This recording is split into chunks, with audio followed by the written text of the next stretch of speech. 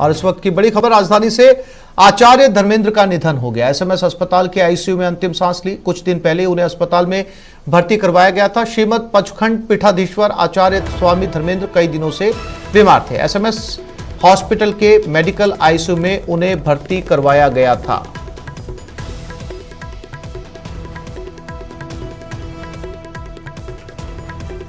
तो आचार्य धर्मेंद्र का निधन हो गया। जाने माने चेहरे वो प्रदेश के, न केवल प्रदेश में बल्कि राम मंदिर आंदोलन को लेकर उनका बड़ा योगदान रहा। आचार्य धर्मेंद्र का आज देहावसान। एसएमएस हॉस्पिटल में बुजुर्ग थे, पिछले काफी समय से बीमार चल रहे थे और इसी के चलते उन्हें कुछ दिनों पहले एसएमएस अस्पताल के अंदर भर्ती करवाया गया था और आज उन्होंने अंतिम सांस ली।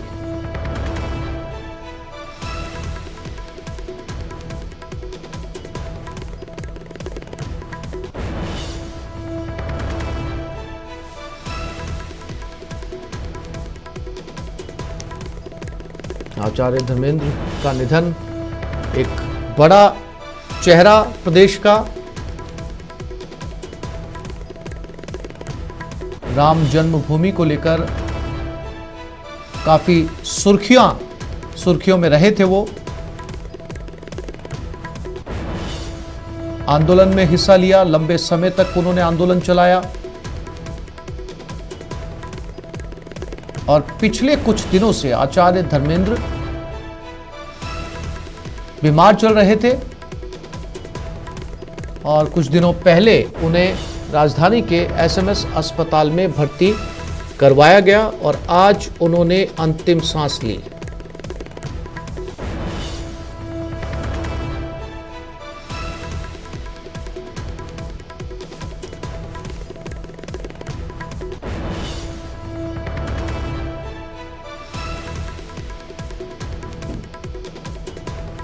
तो आज आचार्य धर्मेंद्र का देहावसान।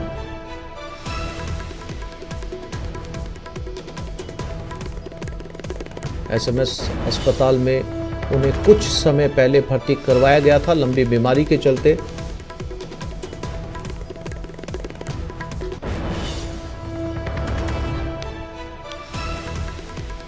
धौलपुर में बीजेपी नेता पर जानलेवा हमला हुआ। बीजेपी शहर मंडल अध्यक्ष मुश्ताक कुरैशी पर यह हमला किया गया। बाइक सवार 3 बदमाशों ने गोली चलाई। बाल बाल बचे मुश्ताक कुरैशी। 3 लोगों के खिलाफ थाने में मुकदमा दर्ज हुआ है। कुरैशी पर भी पहले 2 बार हमला किया जा चुका है। सीसीटीवी के कैमरे में ये पूरी वारदात कैद हो गई। कोतवाली थाना पुलिस बदमाशों की तलाश में जुटी है। धौलपुर में एक बीजेपी नेता पर हमला किया गया जिनका नाम मुश्ताक कुरैशी बताया जा रहा है। जानकारी के मुताबिक पहले भी 2 बार हमला किया जा चुका है। बाइक सवार कुछ बदमाश थे, उन्होंने गोलियां चलाई। हालांकि बताया जा रहा है कि इस हमले में भी मुश्ताक कुरैशी बच निकले। सीसीटीवी कैमरे में बताया जा रहा है कि ये पूरी वारदात रिकॉर्ड हो गई। जहां पर उन पर हमला किया गया वहां पर सीसीटीवी कैमरा था। फिलहाल पुलिस गोली चलाने वाले आरोपियों की तलाश कर रही है। ये बाइक पर आए बदमाश जो तस्वीरों में नजर आ रहे हैं। इससे पहले भी बीजेपी नेता मुश्ताक कुरैशी पर हमला हो चुका है 2 बार और एक बार फिर से बदमाशों ने उन पर फायरिंग की। बड़े राजनीतिक के हिसाब से मेरे से राजनीति के बारे में बहुत रंजिश करते हैं। आज क्या वारदात हुई? आज ये वारदात हुई साहब कि मैं घर से निकला ताला डाल के, मेरे बच्चे भी महादेव मेरे साले गए। मैं जब निकलने को हुआ तो बाहर के गेट पे आया, 3 व्यक्ति मोटरसाइकिल लेके आए जिसमें सरोप तल्ला, वो क्या नाम है, झगड़ा। अभी सूचना मिली थी कि मुश्ताक कुरैशी हैं जो कि हॉस्पिटल के पीछे उनका घर है। इनकी पुरानी दूसरी पार्टी से कोई रंजिश चलना उन्होंने बताया है।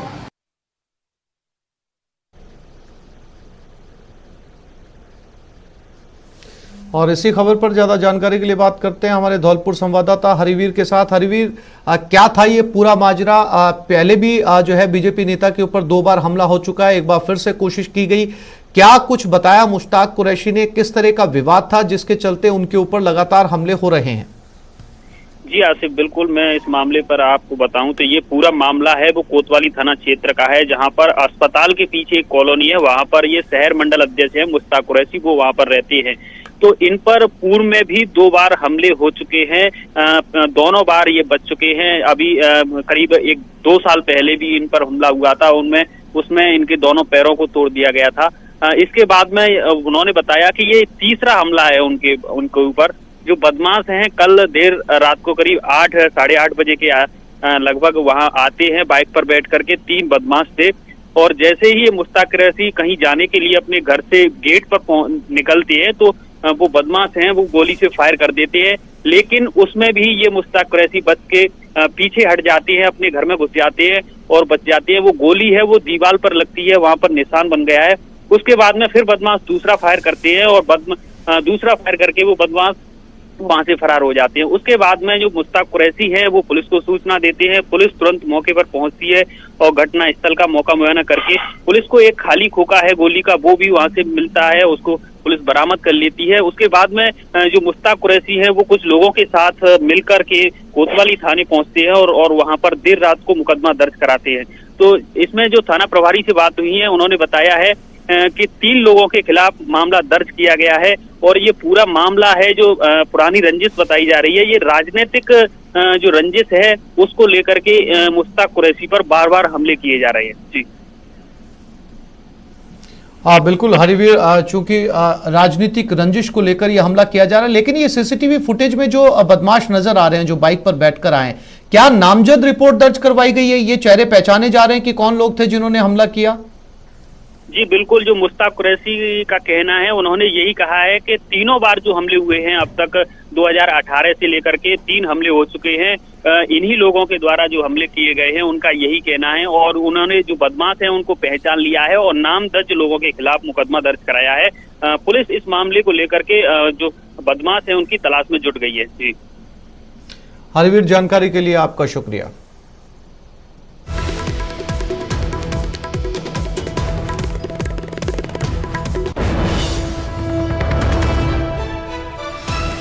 और क्या है मूर्तियों का रहस्य? करौली से आ रही है रहस्यमयी खबर। दुकानों पर रखी मिलती है मूर्तियां, 2 दिन से हर सुबह ये मूर्तियां मिलती हैं। दर्जनों दुकानों के आगे ये प्रतिमाएं मिली है। ज्यादातर प्रतिमाएं गणेश जी, लक्ष्मी जी की। प्रशासन पूरी तरह घटना से अनजान। स्थानीय निवासियों, दुकानदारों में डर फैला हुआ है। चौधरी पाड़ा, सदर बाजार, बड़ा बाजार, कुरियर गली की दुकानों पर ये मूर्तियां लगातार मिल रही हैं।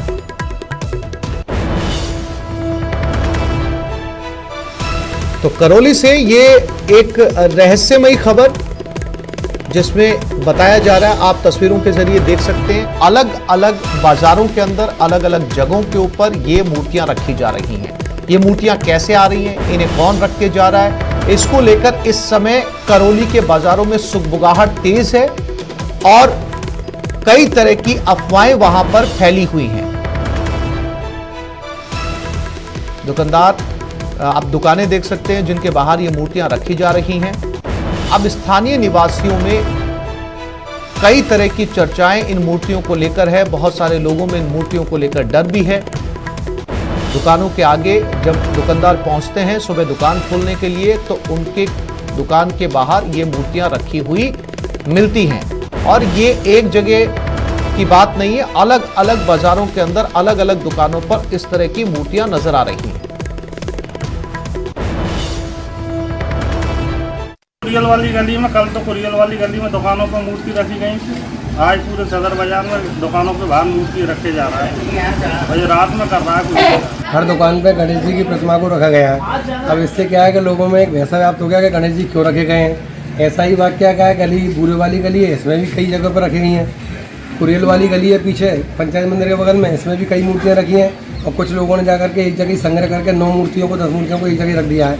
इससे क्या लोगों में आपस में भी एक मनमुटाव सा हो जाता है कि इसने गणेश जी उस पर रखे उस पर रखे।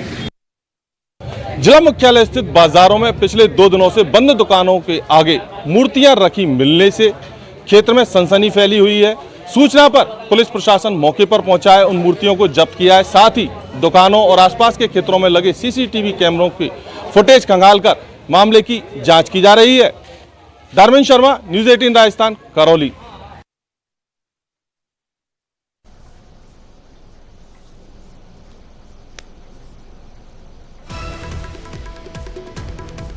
करौली से ये खबर, जहां पर अलग अलग दुकानों के आगे मूर्तियां रखी हुई नजर आ रही हैं। धर्मेंद्र करौली से हमारे साथ जुड़ गए हैं। धर्मेंद्र, बहुत आसानी से पता लगाया जा सकता है क्योंकि आजकल सभी बाजारों के अंदर सीसीटीवी कैमरास लगे होते हैं, आसानी से चेक किया जा सकता है कि कौन अलग अलग बाजारों के अंदर दुकानों के बाहर मूर्तियां रखकर जा रहा है। देखिए आसिफ, आपका कहना बिल्कुल सही है, अधिकतर दुकानों पर सीसीटीवी लगे हुए, लेकिन करौली की स्थिति थोड़ी उलट है। आधी से अधिक दुकानों पर सीसीटीवी कैमरे नहीं लगे हैं और जिन दुकानों के आगे सीसीटीवी कैमरे लगे हैं उन दुकानों में ज्यादातर जो कैमरे के जो मुंह है वो उन्हीं की दुकानों के अंदर या आसपास का ही वाकया रिकॉर्ड कर पाते हैं। इसके साथ ही अधिकतर दुकानों पर रात को लाइट बंद होने के कारण भी सीसीटीवी कैमरे बंद हो जाते हैं, जिसके चलते पुलिस को काफी मुश्किलों का सामना करना पड़ रहा है। हालांकि सूचना के बाद पुलिस पूरी तरह सक्रिय हुई है और शहर के बाजारों में जगह जगह दुकानों से जाकर मूर्तियों को एकत्रित किया। साथ ही जहां जहां संभावना सीसीटीवी कैमरे लगे हुए हैं, साथ ही आसपास के जो संदिग्ध लोग हैं उनसे भी पूछताछ कर रही है और सीसीटीवी कैमरों को खंगालकर धर्मेंद्र, इन मूर्तियों को लेकर शहरवासियों में चर्चा क्या है? किस तरह की अफवाहें वहां पर फैल रही हैं इन मूर्तियों को लेकर? चूंकि बताया जा रहा है कि गणेश जी की मूर्तियां रखी जा रही हैं, तो गणेश जी की मूर्तियां रखना, गणेश जी की मूर्ति को शुभ माना जाता है क्योंकि दुकान के अंदर भी गणेश जी की मूर्ति रखी जाती है। अफवाहें किस तरह की है वहां पर? देखिए, यहाँ से बताना चाहूंगा, ये ज्यादातर जो मूर्तियां हैं वो खंडित या टूटी हुई अवस्था में, और अधिकतर मूर्तियां गणेश जी और लक्ष्मी जी जैसे भगवानों की, और चूंकि खंडित मूर्ति को अशुभ माना जाता है, इसके चलते लोगों में थोड़ी आशंका है। हालांकि अभी तक इस पूरे वाकये का पता नहीं लग पाया कौन इनमें रख रहा है, लेकिन रोज नए बाजारों में मिलना भी लोगों में नई नई आशंकाएं पैदा कर रहा है। साथ ही बीते दिनों लगातार कई बार घटनाएं हुई हैं, इसके चलते भी लोगों में आशंकित है। हालांकि पुलिस पूरी तरह जांच कर रही है और जल्द से जल्द खुलासे करने की बात भी कह रही है। जी आप धर्मेंद्र, आपने बताया कि अंधेरों के अंदर जो है वो सीसीटीवी कैमरे काम नहीं कर रहे हैं। ठीक है, एक बाजार के अंदर जो है वो इस तरीके के कैमरे हो सकते हैं, लेकिन ये करौली के लगभग सभी मुख्य बाजारों के अंदर जो है इस तरह की मूर्तियां नजर आ रही है। क्या पुलिस ऐसे सीसीटीवी फुटेज भी खंगाल रही है रात के वक्त के, जिसमें ये पता लगाया जा सके कि कौन मूर्तियां रख रहा है? बिल्कुल, आपसे बताना चाहूंगा, देखिए पुलिस सभी दुकानों को खंगाल रही है जहां जहां सीसीटीवी कैमरे लगे हुए हैं, जहां जहां से सूचना, लेकिन चूंकि अभी सुबह का वक्त है, अधिकतर दुकानें नहीं खुली है, तो कुछ दुकानें जिनमें सीसीटीवी कैमरे लगे हैं वो दुकानें नहीं खुली, उनका खुलने का इंतजार भी किया जा रहा है। साथ ही जहां दुकानें खुल चुकी हैं, सीसीटीवी कैमरे हैं, उनको खंगाला भी जा रहा है, उनकी जांच भी की जा रही है। तो ये थोड़ी देर बाद जब सीसीटीवी कैमरे या कहीं से फुटेज मिलेंगे उसके बाद ही क्लियर हो पाएगा कि ये घटना को अंजाम कौन दे रहा है। जी आसिफ। धर्मेंद्र, दुकानदारों का क्या कहना है जिनके दुकानों के आगे ये खंडित मूर्तियां मिली हैं? देखिए, दुकानदारों का जो कहना है वो उन आशंकित है, क्योंकि मूर्तियां खंडित मिली है। अगर यही मूर्तियां सही अवस्था में होती तो वो इसे शुभ संकेत की तरह से देखते हैं। हालांकि जो दुकान कुरियल के बाजार में अधिकतर दुकानों के आगे मूर्तियां रखी हुई मिली थी, तो उन्होंने इसे साधारण तौर पर देखते हुए सभी मूर्तियों को एकत्रित करके पास ही एक नदी में बहाने का सोच भी लिया था, लेकिन कल थोड़ा रश ज्यादा होने के कारण दुकानदार मूर्तियों को नदी में प्रवाहित नहीं कर पाए और आज फिर से मूर्तियां मिलना लोगों में आशंका पैदा कर रहा है। इसके बाद प्रशासन को सूचना दी गई है और पुलिस प्रशासन यहाँ पहुंचा है, जांच कर रहा है। जी आसिफ। धर्मेंद्र, इस बारे में पुलिस से बात हो पाई आपकी? उन्होंने कोई जानकारी दी? जी आसिफ, मैं बताना चाहूंगा, हमारी करौली थानाधिकारी से बात हुई है, वो यहाँ मौके पर है, लगातार जांच कर रहे हैं। उनका कहना है कि अभी कुछ भी कहना जल्दीबाजी होगी, एक बार सभी जो दुकान है, बाजार है, उनमें जांच कर लें, एक बार सीसीटीवी कैमरे उनको खंगाल लें, उसके बाद ही आगे कुछ कहने की स्थिति में होंगे। जी आप। धर्मेंद्र, कौन कौन से शहर के किस किस कोने में ये मूर्तियां मिली हैं और कितनी ये खंडित मूर्तियां इस समय बरामद की गई है? संख्या लगभग इनकी कितनी हो सकती है?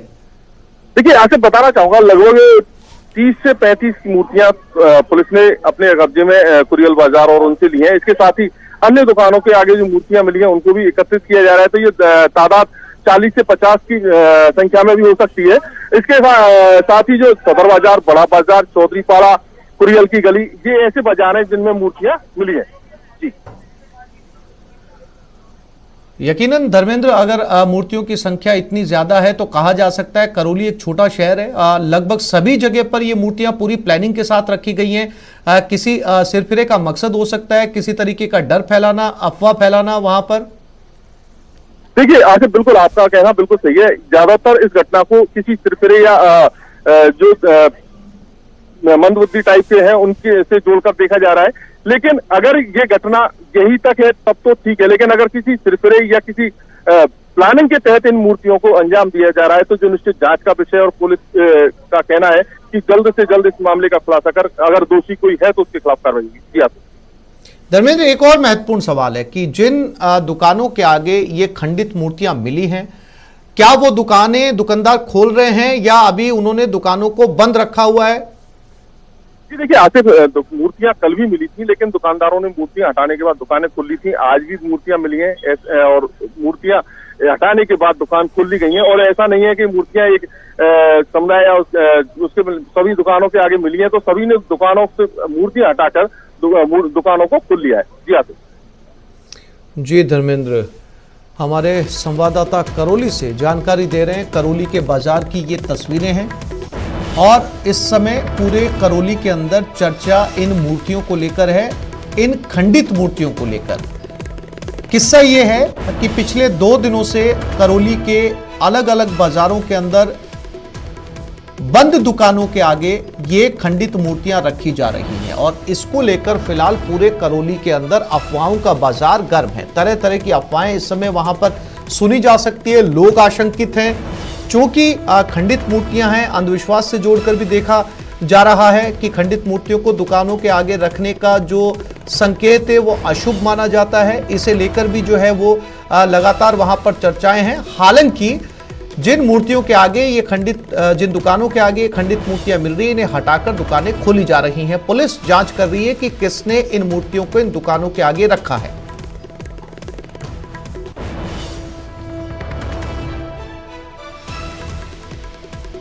और ये बड़ी खबर उदयपुर से है। मजदूर नेता लालूराम मीणा पर फायरिंग हुई। लालूराम को 2 गोलियां लगी है। मॉर्निंग वॉक के दौरान ये फायरिंग हुई। अज्ञात लोगों ने फायरिंग की। जवर माइंस इंटक के महामंत्री हैं लालूराम। हॉस्पिटल में उन्हें भर्ती करवाया गया। टीडी थाना इलाके का ये मामला है। तो मजदूर नेता पर फायरिंग हुई है। मॉर्निंग वॉक के दौरान 2 गोलियां लगी। हॉस्पिटल में उन्हें भर्ती करवाया गया है। अज्ञात लोगों के खिलाफ ये मामला दर्ज हुआ है। कपिल उदयपुर से हमारे साथ जुड़ गए हैं। कपिल, इस पूरी वारदात को लेकर क्या अपडेट? देखिए आसिफ, अल सुबह की ये घटना है जब लालूराम मीणा, जो कि जावर माइंस मजदूर यूनियन में महामंत्री हैं, वे मॉर्निंग वॉक के लिए निकले थे और अपने घर से करीब 500 मीटर की दूरी पर ही कुछ लोग युवा जो थे वो छुपकर झाड़ियों में बैठे हुए थे और वहीं पर अचानक से बाहर निकले और लालूराम पर फायर कर दिए। 2 गोली लगी है लालूराम को, जिसमें एक कान के पास और एक हाथ पर गोली लगना बताया जा रहा है। अभी फिलहाल उन्हें निजी हॉस्पिटल में भर्ती कराया गया है, उनका इलाज चल रहा है। दूसरी ओर आप देखिए कि जावर माइंस इलाके में जो माइंस है वहां पर जो मजदूर है उनमें काफी विरोध है इस बात का। सभी माइंस में कार्यों का बहिष्कार कर दिया गया है। टीडी थाना पुलिस मौके पर है और फिलहाल जो हॉस्पिटल है वहां पर भी बड़ी तादाद में लोग पहुंच रहे हैं। जो यूनियन के जो लोग हैं वो भी लालूराम मीणा के स्वास्थ्य की जानकारी लेने के लिए हॉस्पिटल पहुंच रहे हैं। फिलहाल पुलिस के पास हमलावरों को लेकर कोई जानकारी नहीं है। ये जानकारी सूत्रों के हवाले से मिल रही है। जी आसिफ। कपिल, डॉक्टर्स का क्या कहना है? देखिए 2 गोली लालूराम को लगी थी। सबसे पहले उन्हें हॉस्पिटल लाया गया है। जो जांचें हैं वो जांच की प्रक्रिया इस समय की जा रही है। MRI कराई गई है। दूसरी जो इन्वेस्टिगेशन जो मेडिकल इन्वेस्टिगेशन करना है उसमें डॉक्टर्स लगे हुए हैं और उसके बाद में कुछ देर बाद में एक्चुअल स्थिति जो है वो सामने आ पाएगी। जी आसिफ। कपिल, जानकारी के लिए आपका धन्यवाद।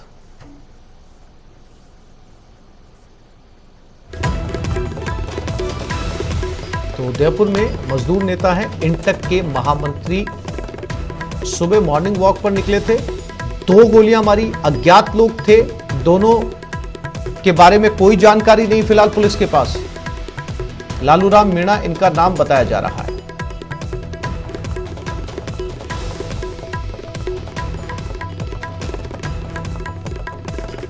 और श्रीगंगानगर दलित आत्महत्या केस में अपडेट। कीटनाशक का सेवन कर दलित ने आत्महत्या की थी। पिछले 2 दिनों से मोर्चरी में उसका शव रखा हुआ है। ग्रामीण आज सादुल शहर में रोष मार्च निकालेंगे। सादुल शहर एसडीएम दफ्तर और थाने पर प्रदर्शन होगा। एमएलए जगदीश जांगिड़ का भी पुतला फूंका जाएगा। आरोपियों की गिरफ्तारी, लापरवाह पुलिसकर्मियों सहित मुआवजे की मांग, आरोपियों और दोषी पुलिसकर्मियों को सस्पेंड करने की भी मांग की जा रही है।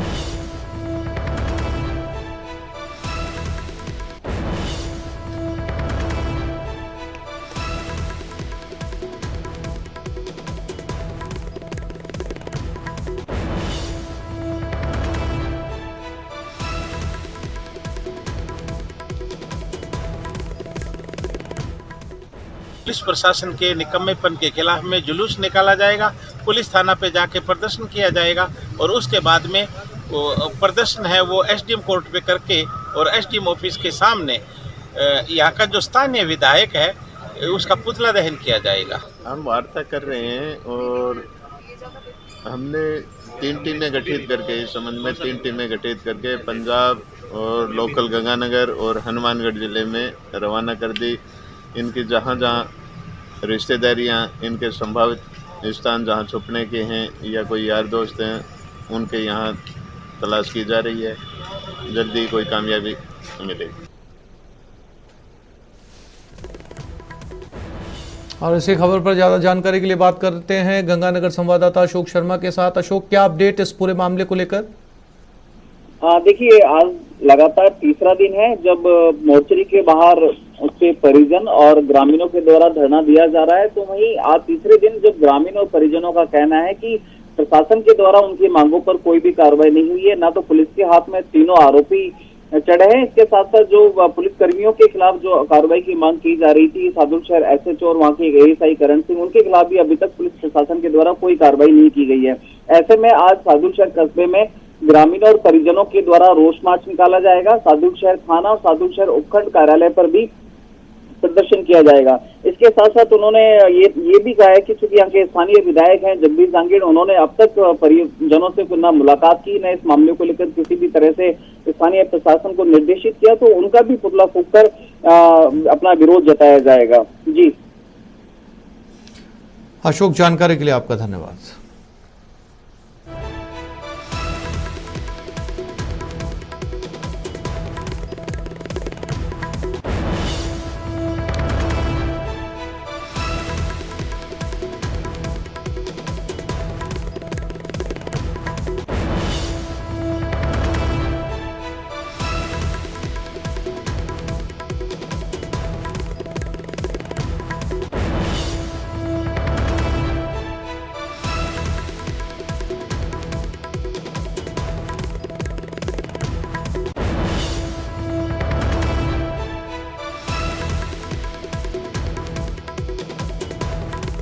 से ये मामला जुड़ा है। बताया जा रहा है कि इसने कीटनाशक पी ली थी और उसके बाद आत्महत्या की।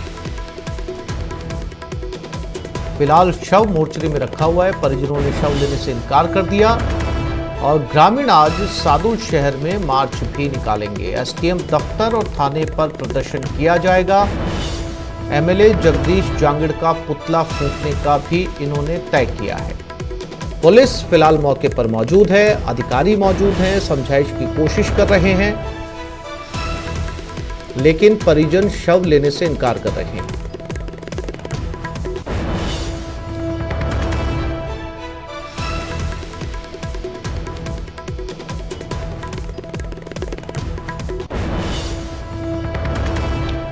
विधानसभा के 7वें सत्र की 26वीं बैठक आज 11 बजे से दोबारा शुरू होगी। विधानसभा की बैठक 28 मार्च को स्थगित किया गया था। सत्रावसान नहीं होने के कारण उसी क्रम में चलेगा सत्र। आगामी दिनों के कामकाज तय होंगे। सदन में आज नहीं होंगे प्रश्नकाल और शून्यकाल। तो 7वें सत्र की 26वीं बैठक आज 11 बजे विधानसभा शुरू होने वाली है। 28 मार्च को यह सत्र स्थगित किया गया था और उसके बाद में आज ये सत्र फिर से शुरू किया जा रहा है।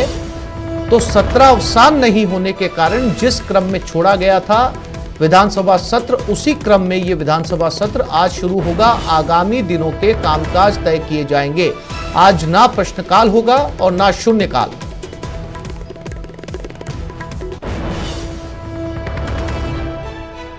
लगभग सभी विधायक और कैबिनेट मंत्री आज विधानसभा पहुंचेंगे 11 बजे। राजस्थान भाजपा अध्यक्ष सतीश पूनिया ने कहा कि सरकार को उसकी जिम्मेदारी से भागने नहीं दिया जाएगा। भाजपा सड़क के साथ ही सदन में सरकार से सवाल पूछेगी। मौजूदा सत्र में सरकार से पूछा जाएगा कि गौ माता को लंपी से बचाने के लिए राज्य सरकार क्यों नाकाम है। सरकार मौत के आंकड़ों को लेकर झूठ बोल रही है। उत्तर प्रदेश, मध्य प्रदेश, हरियाणा जैसे राज्यों में गायों का वैक्सीनेशन समय पर हो रहा है, लेकिन राजस्थान की सरकार फिसड्डी साबित हो रही है। गहलोत सरकार की संवेदना मर चुकी है, ये कहना है सतीश पूनिया का। 10 लाख के संक्रमण का और 57,000 गोवंश के कालकलवित होने का है, लेकिन जो हकीकत है वो इसके इतर है। 30 लाख से भी ज्यादा संक्रमण हुआ और 10 लाख से भी ज्यादा गोवंश का नुकसान हुआ है। ये सीधे सीधे सरकार की संवेदनहीनता का प्रमाण है। राजस्थान को छोड़कर हिंदुस्तान के पड़ोसी जो राजस्थान के राज्य हैं, उन्होंने हरियाणा हो, चाहे मध्य प्रदेश हो, चाहे गुजरात हो, उन्होंने बहुत सही समय पर सही तरीके से इस आपदा को निपटने के लिए युद्ध स्तर पर प्रयास भी किए और वो सफल भी हुए।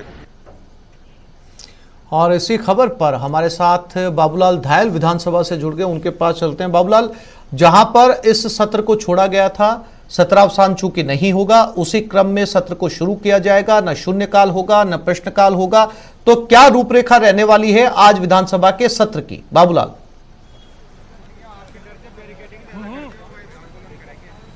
आसिफ, अभी जो खबर आ रही है उसके मुताबिक जो स्पीकर हैं उनके चैम्बर में बीजेपी के तमाम नेताओं ने धरना दे दिया। विपक्ष का कहना है कि सत्रावसान नहीं करके और सरकार ने नाइंसाफी की है विपक्षी विधायकों के साथ में, इसलिए वो धरना देने के लिए बैठ गए हैं। नेता प्रतिपक्ष गुलाब चंद कटारिया के नेतृत्व में वसुंधरा राजे उस धरने में है। इसके अलावा बीजेपी के प्रदेश अध्यक्ष सतीश पूनिया और तमाम जो विधायक है बीजेपी के, वो इस वक्त स्पीकर के चैम्बर के बाहर धरने पर बैठ गए। हम क्या करने आए? विधानसभा के अंदर बहस किसी मुद्दे के ऊपर होती नहीं है। इतिहास विधानसभा का ये रहा है कि हर मुद्दे पे, बिजली है, पानी है, कानून व्यवस्था है, एक एक दिन की बहस चलती है, सभी विधायक अपनी बात कहते हैं। अब पिछले विपक्ष का कितना नुकसान हुआ है सत्रावसान नहीं करने से? आप लोगों को कितना नुकसान हुआ? क्या जनता की आप लोग आवाज नहीं उठा पाएंगे? देखिए, हर विधायक हर महीने एक सवाल सरकार से पूछ सकता था। जो घटनाएं घटित होती है हम उससे वंचित हो गए। 6 महीने में जो घटनाएं घटित हुई है उन घटनाओं का सवाल हम नहीं पूछ सकते, तो आखिरकार हमारे पास बचा क्या है? यही तो हमारे अधिकार थे लोकतांत्रिक, जिनका उपयोग हम सदन के अंदर करते थे। अब इन अधिकारों से हमारे को वंचित रहना पड़ा, तो फिर सरकार अपनी मर्जी से चलाए। आज प्रदेश की कानून व्यवस्था बिगड़ी हुई है पूर्ण रूप से। बिजली के दाम बढ़ रहे हैं, किसान परेशान है, लंबी वायरस से लाखों गायें मौत के ग्रास में चलेगी। बीमा होने के बावजूद भी बीमा कंपनियां उनको क्लेम नहीं दे रही है, तो हम किसान की बात कहाँ रखेंगे?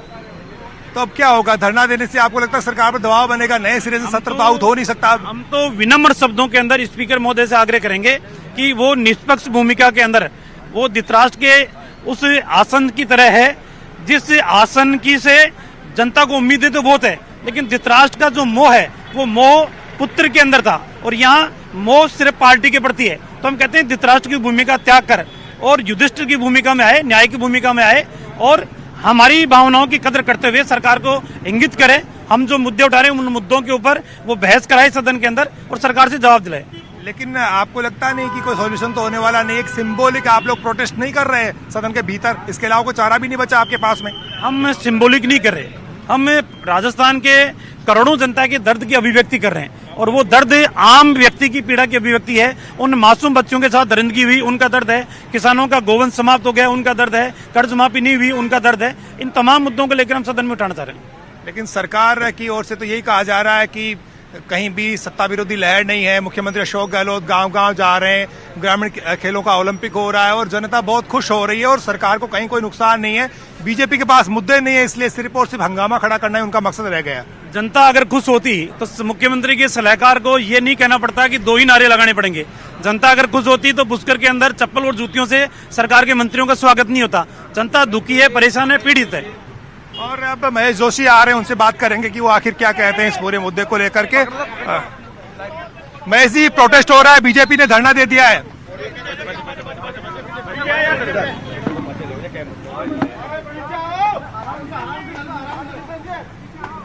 विपक्ष जो है स्पीकर के चेंबर के बाहर धरने पे बैठ गया है कि सत्रावसान नहीं करके फिर से जो है सत्र चालू कर दिया गया, इसलिए विपक्ष के अधिकारों में कटौती हो गई।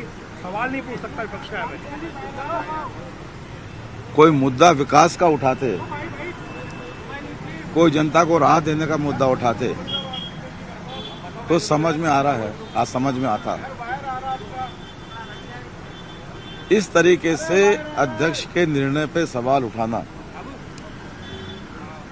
ये भारतीय जनता पार्टी की ओछी मानसिकता है। अध्यक्ष ने कोई काम अगर नियमों के विपरीत किया हो तो सवाल उठाया जा सकता है।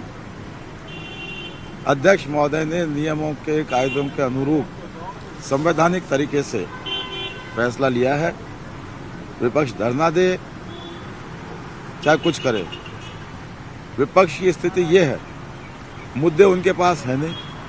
हम शुरू से एक बात कहते आ रहे हैं, विपक्ष को चुनौती देते हैं कि विकास के मुद्दों पे बात करें, कोरोना के मैनेजमेंट के मुद्दे पे बात करें, जनता को कितनी राहत मिल रही है उस पर बात करें।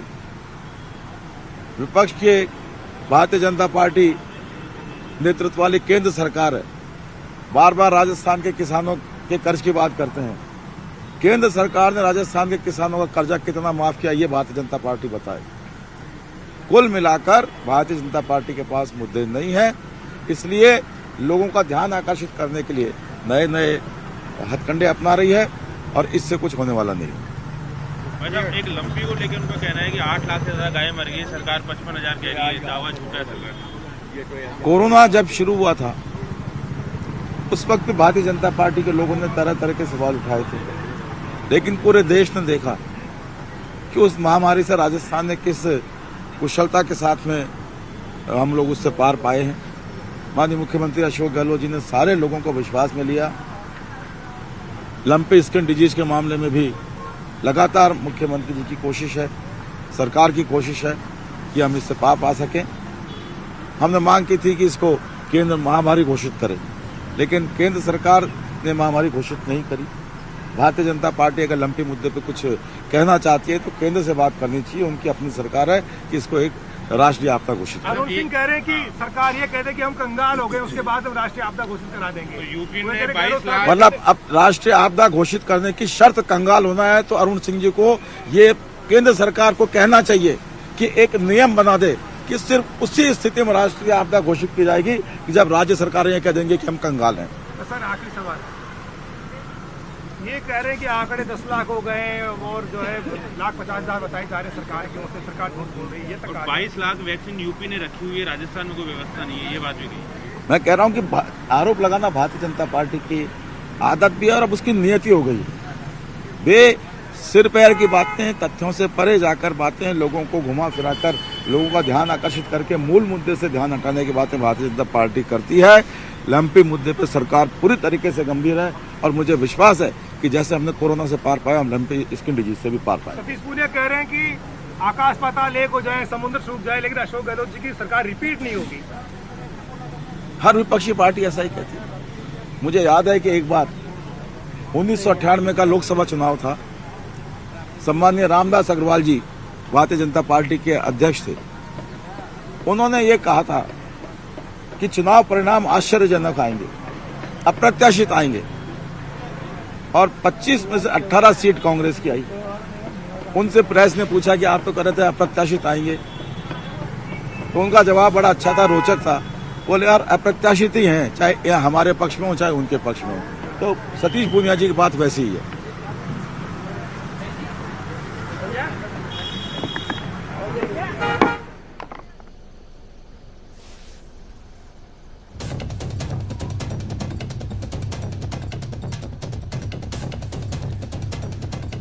ये तस्वीरें जहां पर विधानसभा से तस्वीरें सामने आ रही है, चूंकि सत्रावसान को धरने पर बीजेपी विधायक यहां पर बैठ गए और खुद पूर्व मुख्यमंत्री वसुंधरा राजे भी यहां पर नजर आ रही हैं। गुलाब चंद कटारिया भी यहां पर बैठे हैं। तमाम बीजेपी विधायक स्पीकर के चैम्बर में जा पहुंचे हैं धरने के लिए, ताकि ये सरकार से सवाल पूछ सकें। बाबूलाल, तस्वीरें इस समय सामने हैं स्पीकर के चैम्बर की। खुद पूर्व मुख्यमंत्री वसुंधरा राजे सिंधिया भी यहां पर मौजूद है, तमाम बीजेपी विधायक बैठे हैं, साथ ही साथ गुलाब चंद कटारिया भी यहां पर नजर आ रहे हैं। अब ऐसे में चूंकि इतने दिनों बाद, मार्च के बाद में अब जाकर जो है वो सितंबर में फिर से सत्र शुरू हुआ है और पहले ही दिन इस तरह की तस्वीरें, कैसे आम जनता से जुड़े मुद्दे और लंपी जैसे संवेदनशील मुद्दों पर बात हो पाएगी? सरकार के खिलाफ नहीं दिया है, अध्यक्ष महोदय के निर्णय के खिलाफ उन्होंने धरना दिया है, जो मैं उचित कदम नहीं मानता। अध्यक्ष महोदय जैसा आदेश देंगे वो सब कुछ शुरुधारी होगा। आपको लगता है कुछ है नहीं बीजेपी के पास, इसलिए वो उन धरने पर बैठ करके ध्यान आकर्षित कर रहे हैं जनता का? नहीं, ध्यान आकर्षित करना चाहते हैं। अचानक आपके पास एक मुद्दा आ गया कि बीजेपी ने धरना दे दिया, यही वो चाहते हैं। ये थे महेश जोशी जो कह रहे हैं कि मुद्दा विहीन है बीजेपी, इसलिए जो है वो धरना दे रही है। अधिकांश जो एमएलए वो आ चुके हैं विधानसभा के भीतर। ये पूराराम चौधरी इस वक्त जा रहे हैं। जितने भी बीजेपी के विधायक हैं वो धरना दे रहे हैं स्पीकर के चैम्बर के ठीक बाहर, और वहां पर वो जनता का ध्यान आकर्षित करने की कोशिश कर रहे हैं। उनको लग रहा है कि सरकार ने उनके साथ ठीक नहीं किया। ये कृष्णा पूनिया है, उनसे बात करते हैं। कृष्णा जी, ग्रामीण ओलंपिक के जो खेल है बहुत अच्छे हो रहे हैं, मुख्यमंत्री भी बहुत सराहना कर रहे हैं, लेकिन बीजेपी कह रही कुछ नहीं हो रहा है।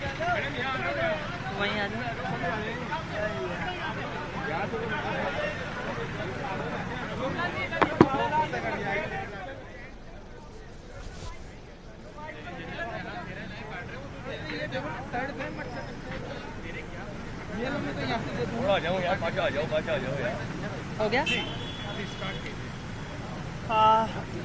राजीव गांधी ग्रामीण ओलंपिक को लेकर गले की हड्डी में बता देती हूँ जो फांस बन चुकी है, क्योंकि आज पूरे प्रदेश में जो युवा है, हर वर्ग है, इन खेलों की सराहना की है।